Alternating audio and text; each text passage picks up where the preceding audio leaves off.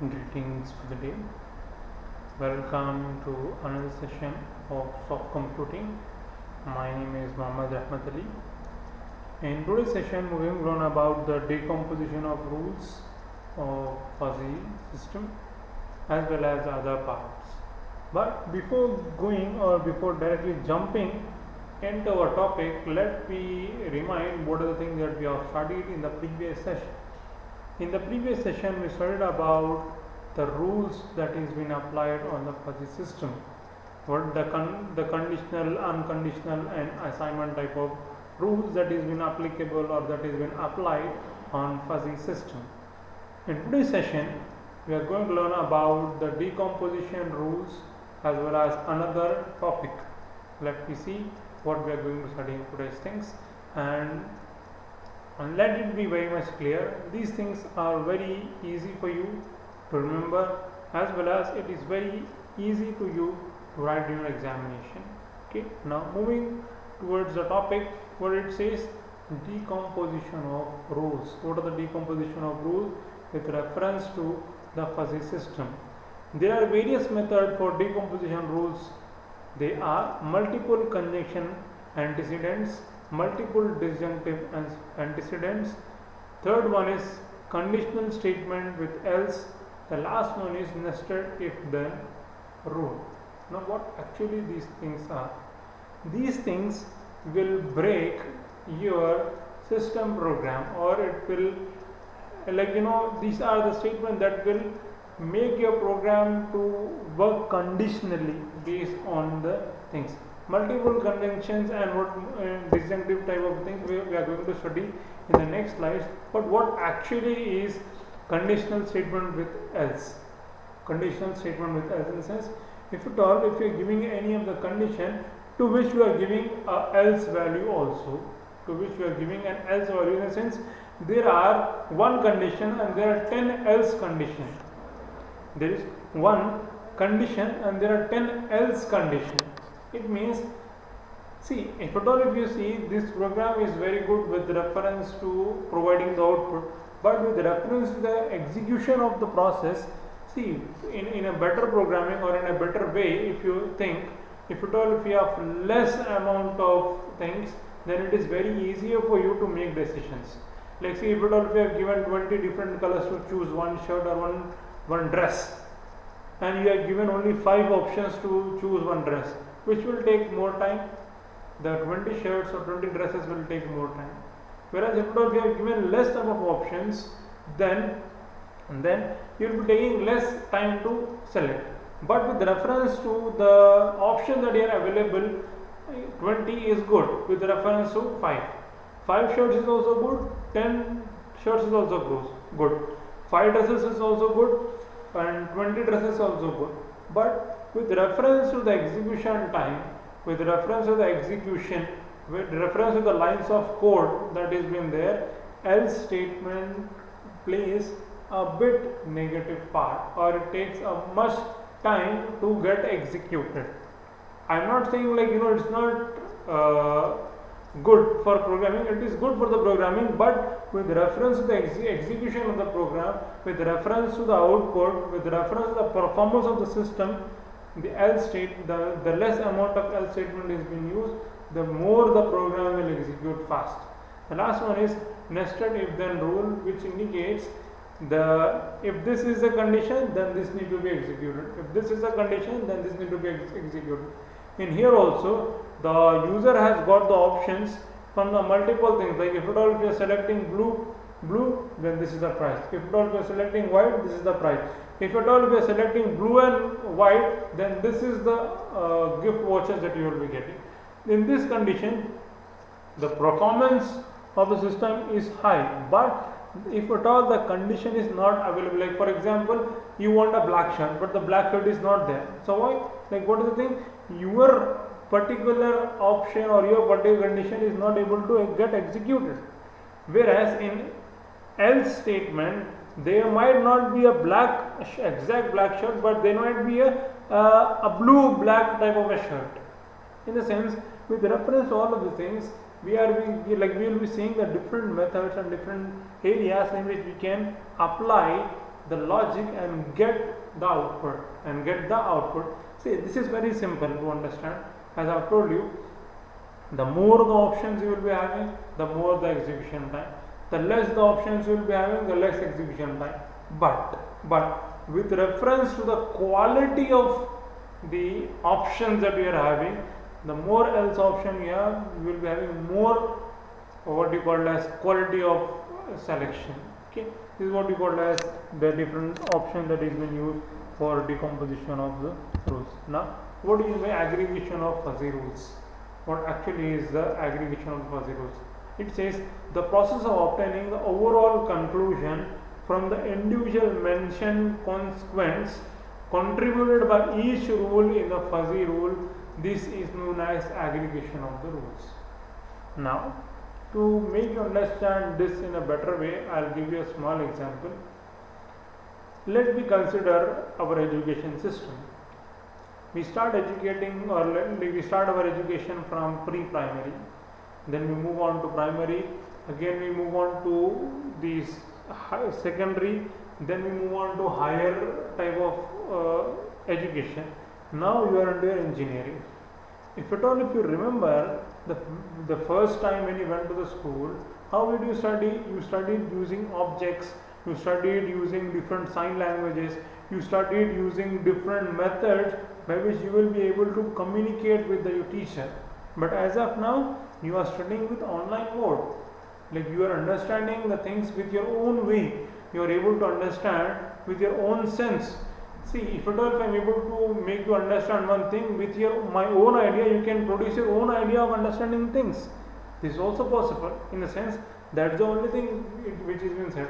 And also, if at all, if I ask you which was your best education year, you will say my class 10th was the best place where I studied the best of the options. Where I studied the best of the options. Or you will say my engineering life was very good, my intermediate life was very good. Why? Because based on some inputs and based on some criteria and based on some decisions that you have taken on that time, you are deciding this particular thing. That's the only thing that which has been said over here. What it says, the process of obtaining the overall conclusion from the individual mentioned consequence contributed by each rules in the fuzzy rule is known as aggregation of rules. See, every year you got your new input, everywhere you got the new output, every year you got new experience, and every year you got new invention in your mind or new innovation in your mind. And based on that, you will be taking some decisions, and based on that decisions, you will be classifying those things into good, better, best, excellent, super excellent. So this is what the thing which is being said over here. Now, what the first one which says, conjunctive system of rules, the rules that are connected by and connective satisfy the connective system of rules. In this case, the aggregated output may be found by the fuzzy intersection of all individual rules consequent. In the sense, this is what we call as AND condition. AND condition in the sense, if at all if I ask you which was your best year and your best academic year, and I said and, which was your best year and best academic year, in the sense, now you will be comparing two particular things. Like for instance, your best year was class 10th, but your best academic year was class 8th. But your best academic year was class 8th. So based on this, you were telling like my best overall year was class 8th. Why? Because I studied best in that particular year, as well as I got new innovative things in my mind and I achieved this particular position. Okay. If at all if I ask you in which year you enjoyed the most, then you will be saying my class 10, class 12, engineering, whatever it might be, you will be saying that particular thing. If at all if I use and as a connective statement, then your statement will be 1. And in or also the statement will be 1, but here the classification will be getting narrower. Here the classification will be getting narrower. What it says, again I will repeat the things. Conjunctive statement of rules, the rules that are connected by AND connective satisfy the connective system of the rules. In this case, the aggregated output may be found by the fuzzy intersection of all individual rule. Okay. Moving further, the second point says disjunctive system of rules, or the rules that are connected by OR connectives satisfy the disjunctive system of rules. In this case, the aggregated output may be found by the fuzzy union of all individual rule consequences. If I ask you, which was the best year in your engineering, you will say my first year was engineering, as well as my second year was also interesting. Why? Because in the first year I didn't know about the engineering ethics, but when I came to second year, I knew what engineering was all about and how to write engineering examination and how to score maximum marks with reference to engineering.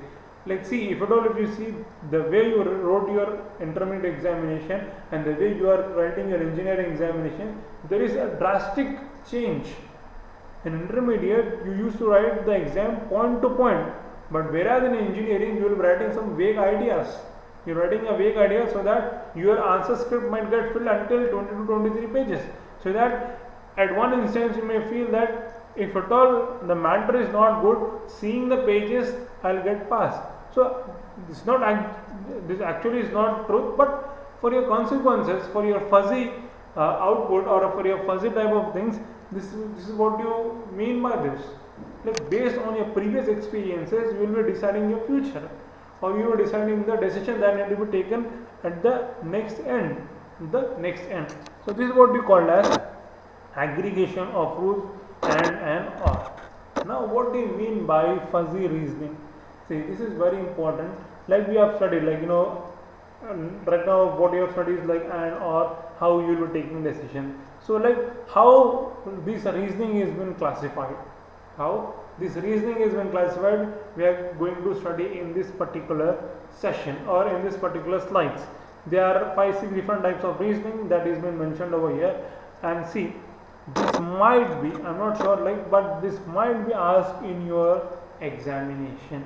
Now, moving forward, it says categorical reasoning. What it says, in this mode of approximate reasoning, the antecedents containing no fuzzy quantifiers and fuzzy probabilities are assumed to be canonical form. This is what we call as categorical reasoning. Second one is the qualitative reasoning, which says in this mode of approximate reasoning, the antecedents and consequents have fuzzy linguistic variables in input-output relationship of a system is expressed as a collection of fuzzy if-then rules. This reasoning is mainly used in control system analysis. Okay, this is what we call as qualitative reasoning. Like, see, this is very simple. That is why I am not explaining all these things. Qualitative reasoning. Moving forward, it says syllogistic reasoning. What it says, in this mode of approximation reasoning, the antecedents with the fuzzy quantifiers are related to inference rules. This is expressed as, now see, x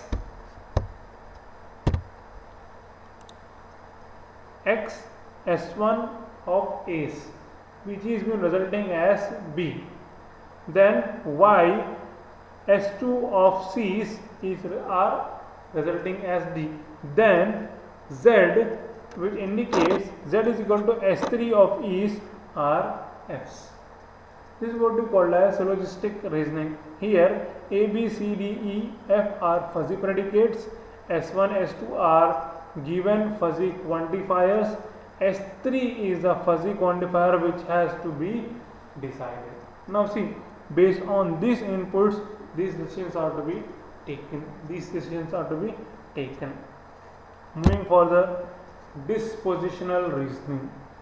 What it says, in this mode of approximation, the reasoning in this mode of approximation reasoning, the antecedents are dispositions that may contain the fuzzy quantifiers usually. What it is? Usually. The quantifier usually links together that are dispositional and syllogistic reasoning. Hence, it plays an important role. we'll see how this will be an important role in the coming slides and in the coming sessions. For example, the projection of rules of inference in dispositional reasoning can be as follows. Usually L of M is R, then usually L is L positional R. Here R and L is a projection of fuzzy relation R on L.